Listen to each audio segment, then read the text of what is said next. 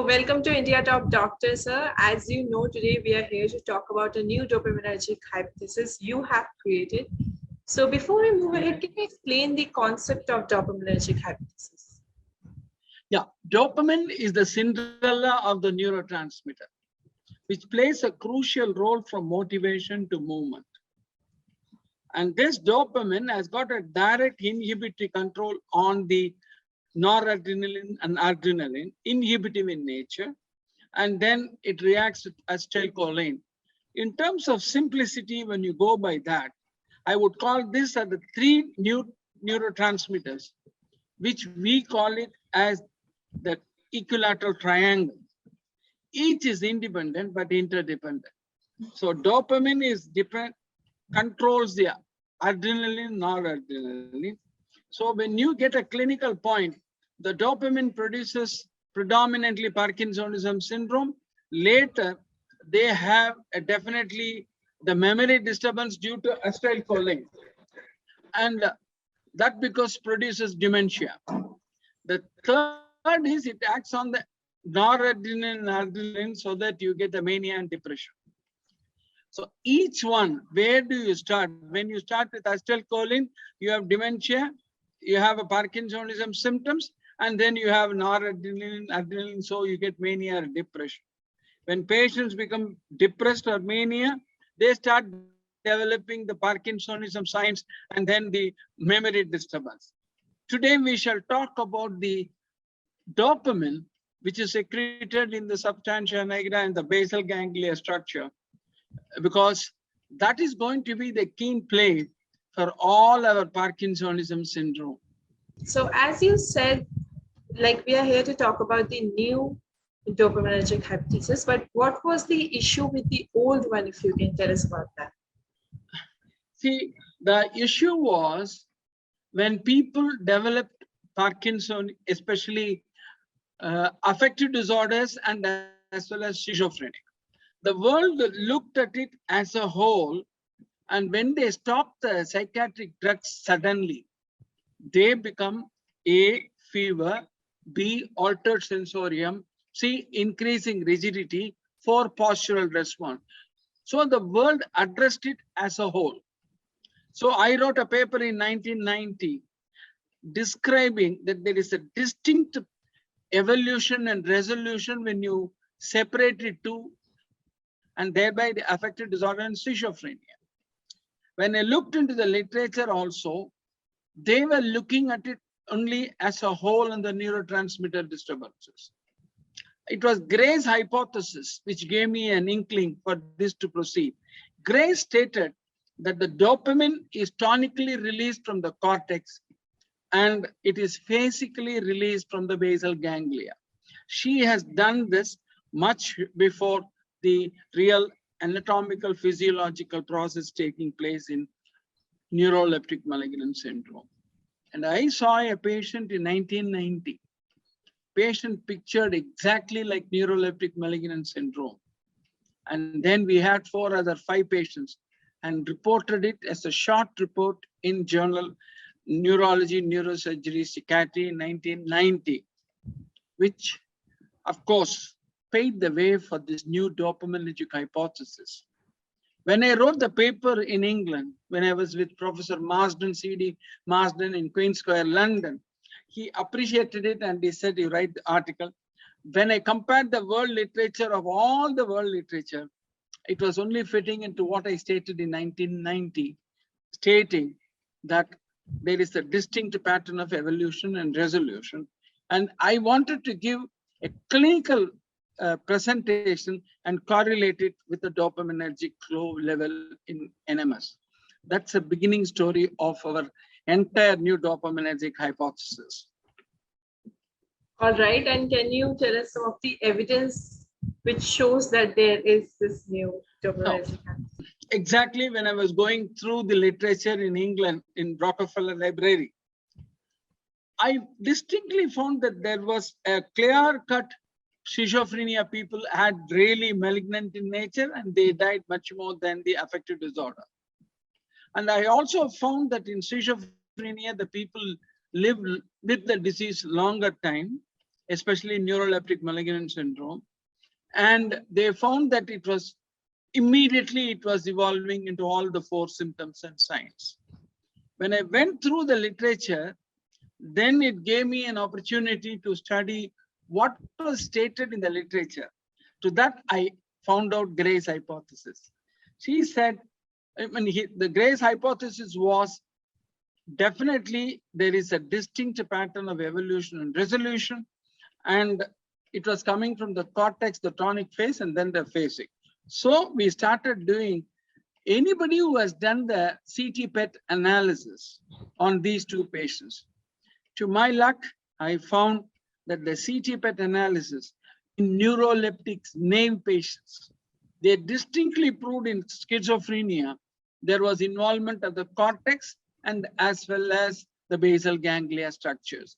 When it came to mania, there was a clear-cut escape of the drug, especially the dopamine is not disturbed the trophic, especially the release from the cortex, whereas it was definitely markedly affected in the phasic response.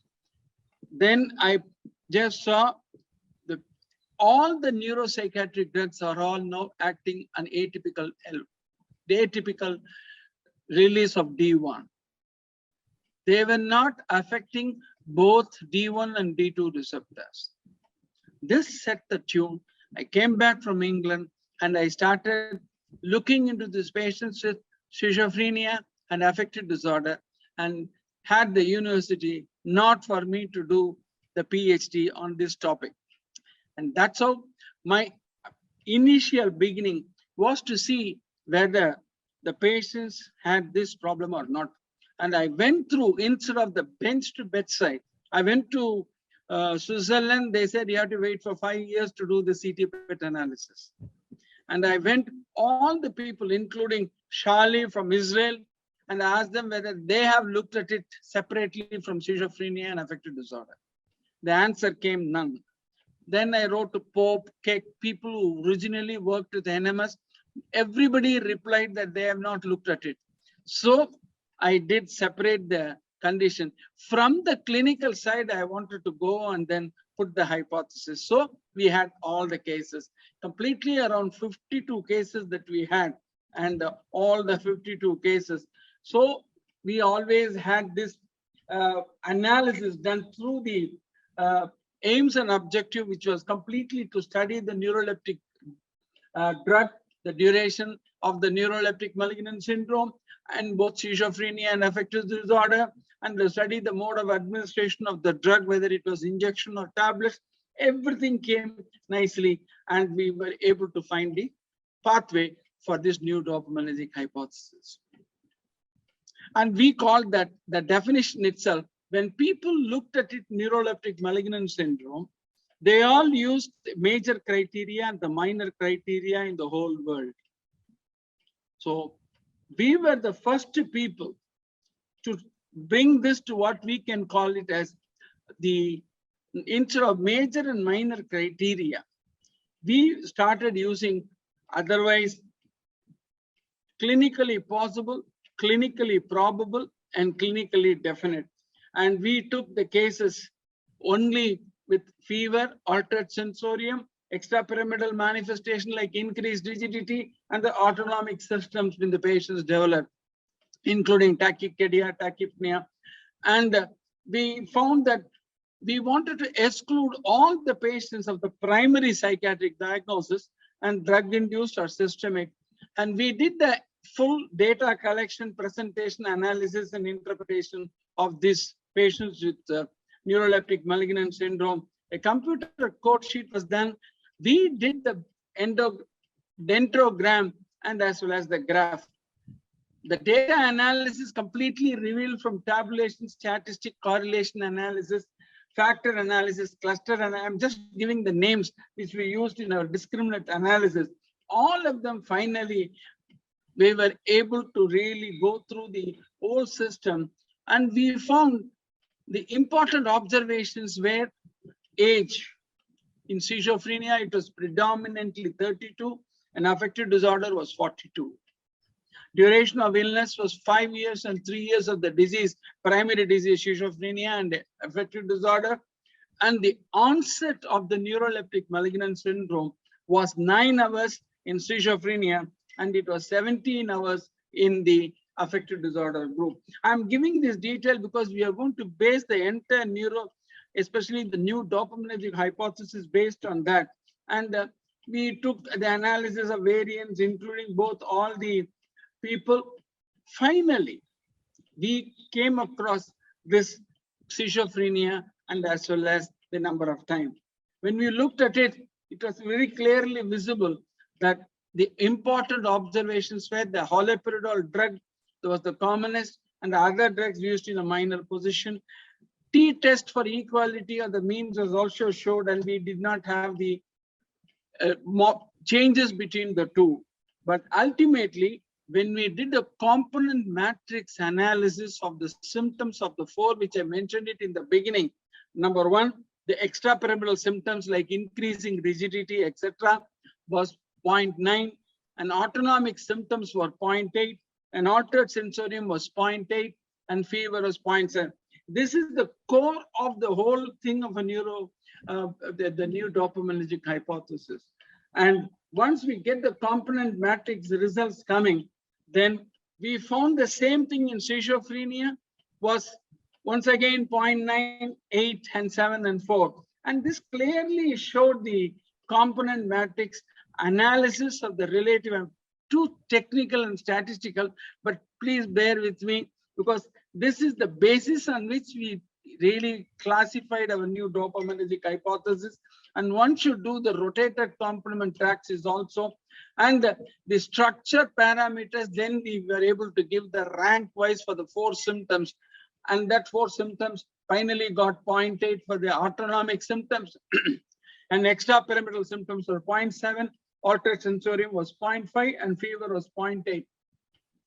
This ranking really gave us a nice idea, and the dendrogram showing the relationship, of course, graphically we represented beautifully.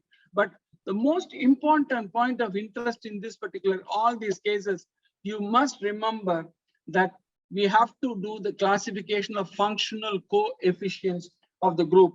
These are all the process one should go through when they don't do a basic animal experiments.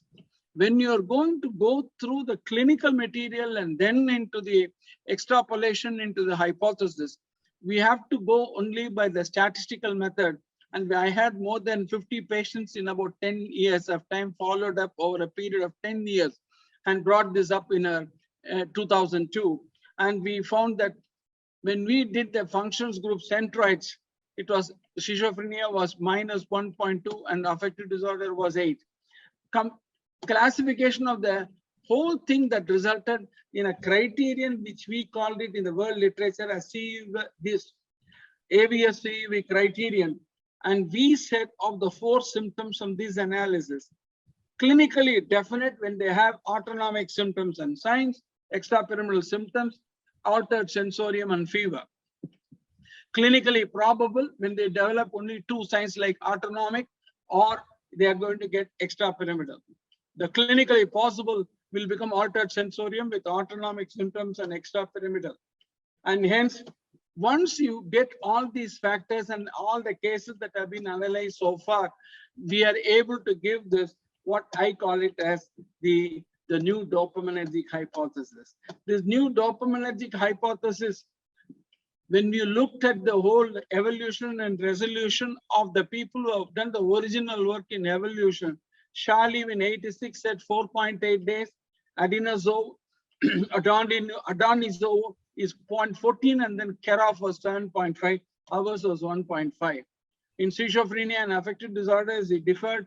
And finally, when we really analyzed it, the resolution time and then the exclusion criteria, everything gave us a nice days. And schizophrenia lasted for 20 days, affective disorder lasted for 11 days. And hence, with this data, which we have got, we were able to form the new dopaminergic hypothesis. Now, Gray suggested the dopamine release is phasic from the behavioral stimuli from the basal ganglia structure. And then the tonic one pre-regulated by the prefrontal cortical afferents. This, what I said was that schizophrenia, being hyperdopaminergic state, gave a positive symptom in patients. And when they develop a hypodopaminergic state, they develop negative symptoms, schizophrenia. Affective disorder, when they develop hyper state, they get mania. When they get hypo state, they get the depression. Now, when we did the CT PET analysis from the world literature, we classically found in chronic schizophrenia and major depressive disorder, there is hypometabolism proven in the podcast also. And hence in schizophrenia, because it was affecting both cortex and the basal ganglia, the neuroleptic malignant syndrome took longer time to resolve as 23 days. And then mortality was also high in these schizophrenic patients. The functional dopamine level really plays a very crucial role. Now, what is the puzzling problem for all the experts in this field? Number one, if it is tonic in cortex, if it is phasic in basal ganglia, if both of them are not affected, then they are now absolutely normal. If anybody is going to affect the D1 receptors and D2 receptors, then when it is blocked, the duration is, the syndrome occurs faster and lasts longer. Now, this is the point on which we say, either you use a drug in which it does not block both dopamine and dopamine 1 and dopamine 2, D1 and D2 receptors. If you really leave the basal ganglia, D2 receptors absolutely fine and not acting, all the drugs that are produced now, which are used, definitely does not involve the basal ganglia D2. And hence I considered, and then considered that it is 100%. This is the thought that you have to use a drug, neuroleptic drug, which acts only on the tonic release, but not on the phasic release. Now, if it is both affected, like when you use chlorpromazine, haloperidol, which are very common drugs in India, when you use the drug, you will definitely see the syndrome longer and takes a longer time to resolve and shorter time to evolve. And third, the mortality is also very high. The world looked at this as a whole by studying on the neuroleptic naive patient and started moving to the A1 receptors drugs, and that really found. And hence, when you analyze it, when you use the drug, please use the drug which does not block both. So the real dopaminergic hypothesis is the world has proved now the D1 and D2 receptors in the cortex. I have stated in the thesis that the D1 receptors are more than the D2 receptors in cortex. D1 receptors are lesser than D2 receptors in basal ganglia. The world has proved in D1 and D2 receptors. It's recorded animal studies. It has been stated that the D1 receptors are more than the D2 receptors in the cortex. The next part, that is D2 receptors also must be more than the D1 in the basal ganglia. If the animal experiments prove what I have stated true, this is the message that I want to tell the world, that one day, if somebody is going to prove that the D2 receptors are definitely lesser than the D1 receptor in basal ganglia, I'll be the most happiest. I can use a true superlative in order to see that reality coming, because we are not in a position to do the basic studies. Behavioral stimuli will alter the D1 and D2 receptors in basal ganglia. The methodology by which you have to calculate the dopamine receptors in the basal ganglia due to behavioral stimuli, and somebody has to prove that this point, which I have stated in 2002, becomes a reality when the second part of my statement, namely D2 is definitely spared if it is going to be a good neuroleptic malignant syndrome. So I am the first person to say this in the world literature, and the people strongly objected to it because grace itself is an hypothesis, and you are bringing another hypothesis on an hypothesis which is already existing. So when I gave it as a guest lecture in Cleveland, Ohio, the chief was Mark Hallett, is the greatest neurophysiologist. He said, unless you prove me with all your biochemistry parameters and CT PET analysis, what you have stated is true, will become a truth. Otherwise, it will be remaining with the people who have just entirely engrossed in their own imaginative fantasies, looking from, instead of from the bench to bedside, you are going from bedside to the bench and protecting, and also saying in a hypothesis, that is the new dopaminergic hypothesis, which I gave really in Delaware, and 120 around people are there with all PhDs, and everybody appreciated the point, but it remains to be seen what I have stated in 2002 becomes a reality. That's the day in which I'm waiting, where the whole body, because it is going to have a deeper effect on our all systems of extrapyramidal movement disorders. It's going to touch on the Parkinsonism producing movement disorders. It is going to touch on all the involuntary movements occurring due to the dopaminergic mechanism. And if you prove that this is D1 is greater than D2 in cortex and D2 is greater than D1 in the basal ganglia, you can modulate your therapeutic purpose. Because I strongly believe, which I have stated in the previous one, an observed sense in 1990 that schizophrenia patient became bad, whereas the mania patient replied beautifully and they got discharged. That's an observation. Then we started recording the entire patients, about 550 patients, and used my common sense with regard to bedside, and resulted in a clinical sense, namely that the dopaminergic mechanism is operating like what I call it as a tonic phase in cortex and phasic phase in basal ganglia. And the tonic phase is, if it is spared, or phasic phase is spared, patients will not get this syndrome that much longer, and there will not be any mortality. And the neuroleptic malignant syndrome will be a distant entity to come. It will be very, very rare. So one should start using the drugs which act only on one, either on the A1, that is the D1 receptors alone, or atypical D1 receptors block, or you can use it in the D2 receptor block. It has to be proved to be true. That is, D1 is greater than D2 in animals have been proved. D2 is greater than D1 in the basal ganglia structures, to be proved in the, because we have not done the entire study. I think after 2015, I have not looked very intently in the animal studies on this aspect, but I am just coming on this Topdoctor's program because I want to voice this and then make it. If it happens, it is due to my own teacher, Professor Zahir Ahmad Syed, who really influenced me to give this paper, and he literally wrote the paper. And he said, one day you will get the date, and the date, the destiny is what you stated is true. I don't know what to say, sir. That's, I mean, very well. All right, let's move on to the next question. Although you have answered few of my questions I was going to ask, but one doubt I have in mind, and I think many people think about that, how does the imbalance of dopamine associated with schizophrenia and depression? If you can tell us about that.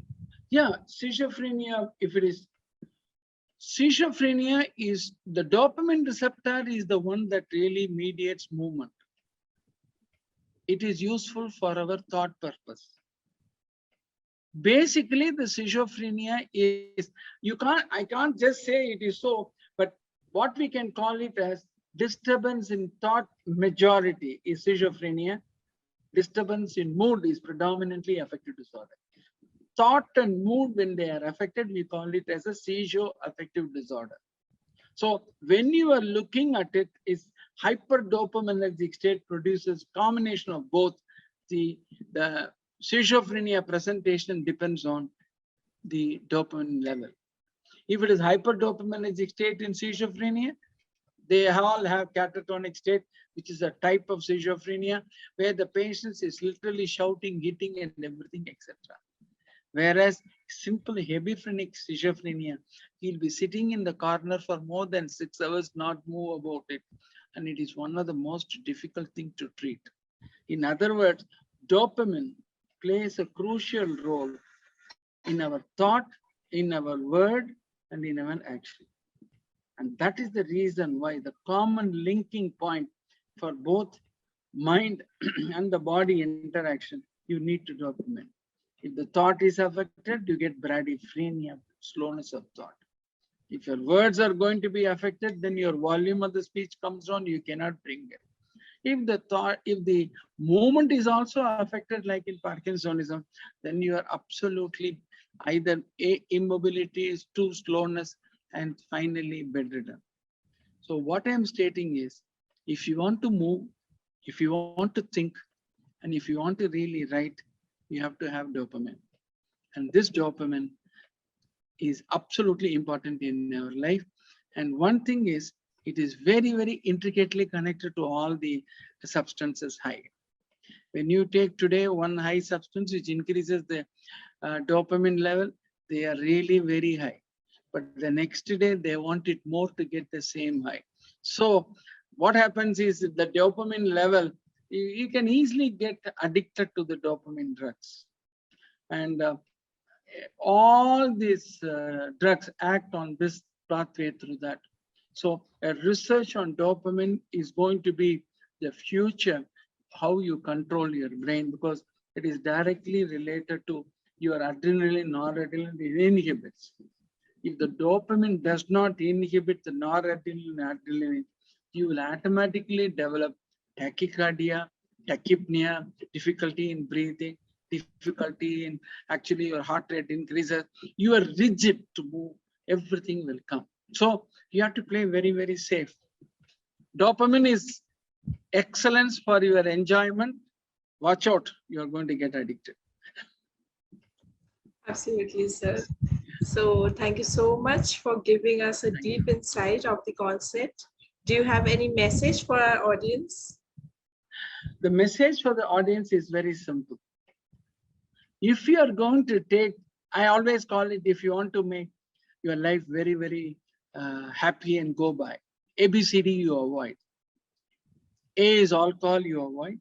B, bida, jarda, you avoid. C, cigarette, you avoid. D, of course, especially disco dances, and then not getting addicted to the dames and drugs, because all of them mediate through dopamine.